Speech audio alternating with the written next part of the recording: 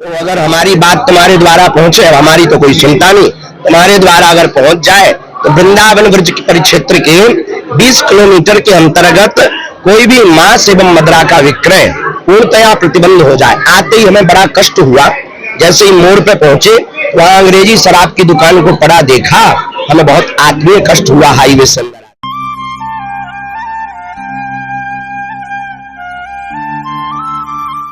बागेश्वर धाम सरकार पहुंची वृंदावन पहुंचने पर बागेश्वर सरकार का ठनक गया माथा।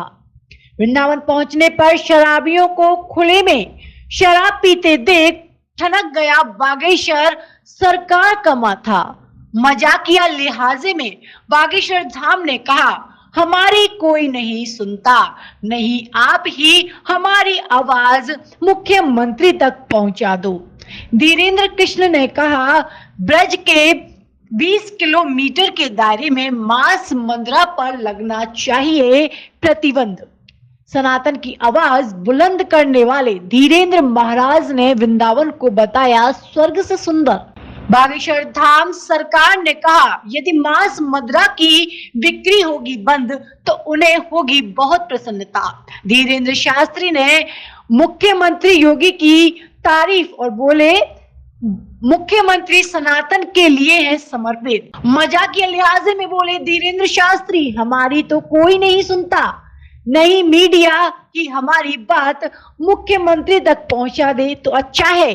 श्री कृष्ण जन्मभूमि लिहाजे पर भी बागेश्वर धाम की प्रतिक्रिया आई सामने। काल रामलला की तरह जल्द भव्य दिव्य मंदिर में विराजमान होंगे ठाकुर जी। बागेश्वर धाम पीठाधीश्वर पंडित धीरेन्द्र कृष्ण शास्त्री बुधवार को धार्मिक नगरी वृंदावन पहुंचे, जहां उन्होंने गोरेलाल कुंज एवं रसिक बिहारी मंदिर में पूजन अर्चन कर संतों का आशीर्वाद ग्रहण किया।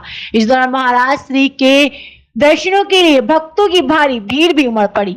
इस दौरान पंडित धीरेन्द्र कृष्ण शास्त्री ने कहा कि अब वह दिन दूर नहीं जब मथुरा में भी भगवान श्री कृष्ण के जल्द भव्य मंदिर में विराजमान होंगे। वहीं उन्होंने ब्रज क्षेत्र में खुलेआम बिकने वाली शराब की बिक्री पर भी अंकुश लगाने की बात कही। उन्होंने कहा कि ब्रज क्षेत्र भक्तों की आस्था का केंद्र है। सरकार से अनुरोध है कि धार्मिक वृंदावन के 20 किलोमीटर के क्षेत्र के अंतर्गत मांस मदिरा की बिक्री पर प्रतिबंध लगाया जाए, जिससे कि ब्रज क्षेत्र की गरिमा बनी रहे। इससे पूर्व उन्होंने संतों का आशीर्वाद ग्रहण भी किया। हमारे ब्रज के सिरमौर और संतों के सिरमौर पूज्य श्री गोरीलाल कुंज में पूज्य महाराज जी का आशीर्वाद लेने, मलुक पीठ वाले महाराज जी का आशीर्वाद लेने के लिए वो सभी महापुरुष पावन तीर्थ बागेश्वर धाम की बुंदेलखंड महाकुंभ में गए थे। वहां पर जो है खूब ब्रज का रस प्राप्त हुआ। वृंदावन आकर बहुत अच्छा लगा। होली महोत्सव यहाँ दिव्य और भव्य हुआ, उसके लिए बहुत बहुत शुभकामनाएं। बस ब्रज के आसपास के 20 किलोमीटर से अगर मदिरा विक्रय, मांस विक्रय बंद हो जाए तो वृंदावन स्वर्ग से प्यारा तो है ही है, हमको बहुत प्रसन्नता हो।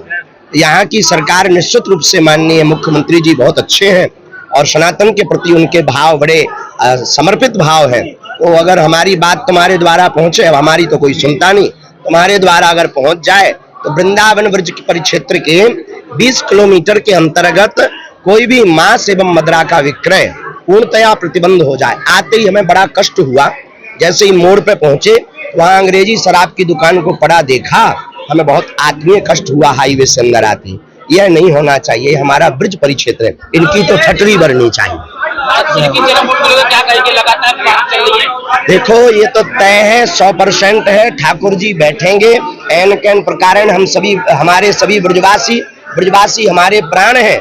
हम ब्रजवासियों के चरणों को पकड़कर, इन संतों को आगे कर हमारे ज्येष्ठ भ्राता श्री देवकीनंदन ठाकुर जी बहुत पुरजोर तरीके से श्री कृष्ण जन्मभूमि के लिए अनवरत जो है तैयारी कर रहे हैं और हर हाल में हम सभी संत मिलकर के ठाकुर जी को वहां बैठवाएंगे। जैसे राम मंदिर पर प्रभु रामलला विराजमान है और पत्ता भी नहीं हिला, ऐसे ही मथुरा में ठाकुर जी बैठेंगे और बाबर के खानदानों की ठटरी भरेगी, क्योंकि ये देश रघुबर का है। ये बताइए कि आप लोग आपके यहाँ भी लाखों भक्त हैं, तो आपका दरबार वृंदावन और मथुरा में कब लगने वाला है? यहाँ खुद दरबार लगा हुआ है स्वतः। बांके बिहारी दरबार से बड़ा कोई दरबार है? यहाँ दरबार की आवश्यकता नहीं है। यहाँ तो नाम जप भक्ति की महिमा है। यहाँ तो हनुमान जी स्वतः आकर के भक्ति में मस्त हो जाते हैं। हमें लगता है यहाँ दरबार की आवश्यकता नहीं है, लेकिन बहुत जल्दी कथा की सेवा जरूर करेंगे। जन कल्याण के लिए जो भी मानव हित के लिए हमसे बनेगा, जो बालाजी की हमारे पास कृपा है, सिद्धि है, उसके द्वारा हम अवश्य, ब्रजवासी हमारे प्राण हैं, हमारे सिरमौर हैं, हम निश्चित आएंगे। अच्छा, चुनाव का माहौल चल रहा है और मथुरा में एक बार फिर से हेमा मालिनी जी खड़ी हुई है, उनको क्या कहना चाहेंगे और यहाँ की जो जनता है उनसे क्या अपील करना चाहेंगे? देखिए, भारत देश के हित के लिए, सनातन के हित के लिए, राम राज्य की स्थिति को स्थापित करने के लिए सभी मतदाताओं को, सनातनियों को अपने वोट का सदुपयोग करना चाहिए।